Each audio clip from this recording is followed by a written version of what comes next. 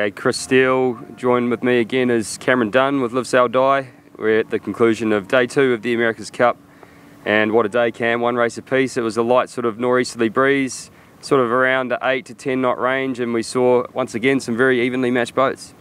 Yeah, it was, I think, again, as we said the other day, for sports fans, it's an awesome contest, and it all goes back really to, classic match race yachting. You get off the start line ahead, it seems like that's the way to win the race. Yeah, and interesting, obviously, the boat that's coming from that port side is won every race, and particularly won every start. And race 1 today, Luna Rossa came in from the port side. They picked a pretty good sort of lead back time. Emirates Team New Zealand tried to jump them, and that sort of set up a pretty standard push lead scenario, and the Italians did a slightly better job of being able to gauge off to windward in that pre-start. Bit of a touch and go moment with the Kiwis sort of coming off their foil, and then they were able to get that wide ride start and hold them to the boundary, and we sort of obviously saw how hard it is with the race geometry on the course. If you're held out to that boundary and you get pinned, there's not a lot of things you can do after that.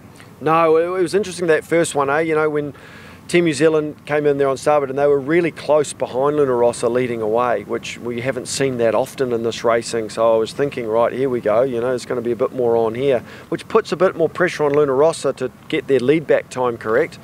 And you have to say they nailed it, because they forces them to go back a little early. Team New Zealand then decided to jump them, which put them in a really tough spot, to having a lot to do to try and get a tight to leeward start, and they just couldn't quite do it. And as we've seen in this racing, and with this upwind starting with these boats, if you're not really tight to leeward, you've only got a minute to the boundary, it's pretty much race over. Yeah, and we saw glimpses, I guess, of maybe slight differences in the boat speed. Maybe Luna Rossa sailing a slightly higher mode upwind than Emirates Team New Zealand. Emirates Team New Zealand a little bit bow down, a little bit faster through the water. I mean, on paper, you'd maybe have to just assume that's the different sizes in the foils. Yep. But on a day like today, when the breeze is that stable and you're kind of in phase with your opponent, there's not really any passing lanes, and so we kind of saw a bit of a case of the rich getting richer in that first race. The Italians stretching out to, the first time they've won the first race of the day. Obviously, on day 1, it was Team New Zealand that won the first one. Luna Rossa won the second. It was the other way around today, and so to come off the water after race 1. And have that win on the board is a little bit of momentum, but the ball went back into the Kiwis' port entry, and they did a really nice job in race 2 of that pre-start. Yeah, I think they got, again, it is a bit, I see Jimmy Spittle's often saying he doesn't think there's much to do with it. I think that's just, bit of gamesmanship. Bit of gamesmanship for sure. Because again, Team New Zealand did a nice job on the timing. You could hear off the Luna Rossa boat deciding whether they could jump them or not. They probably wanted to get the tight to leeward, but they couldn't, and then Team New Zealand really executed that nicely, from, again, a little bit precarious position maybe early on, but they got that really nice big high glide going up to the committee boat, and then did a really nice speed build and managed to keep it closer and controlled that first part and managed to get rid of them, which was the key in that race. Yeah, I actually think the last sort of 15-20 seconds of that start, the Kiwis did a really nice job. They were obviously in a strong position, being that tight to leeward, but it would have been very easy to just kind of parallel the start line and reach down there and end up somewhat down by the pin.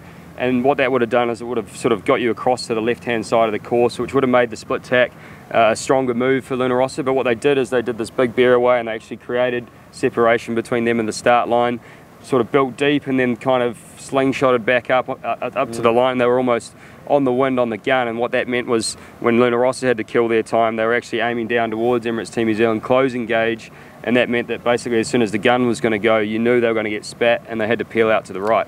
Yeah, I guess maybe Luna Rossa, because you would have expected there in that situation with 20 seconds, 15 seconds to go, that Luna Rossa would have just built as fast as they could at Team New Zealand, doesn't matter about the gauge, and peeled straight off into attack and got the split going straight away.